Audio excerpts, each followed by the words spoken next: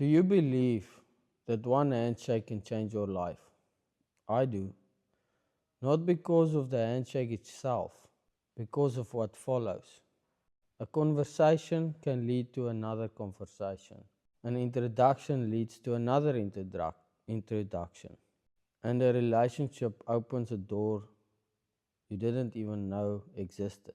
Looking back, it is strange how many major chapters started with a simple meeting that almost never happened. A chance encounter, a seat next to the right person. That's why I take people seriously. Yes, people.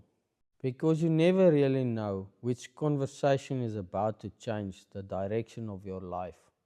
And if I'm honest, every meaningful thing I've ever built can be traced back to a handful of relationships that started with a simple hello and a handshake.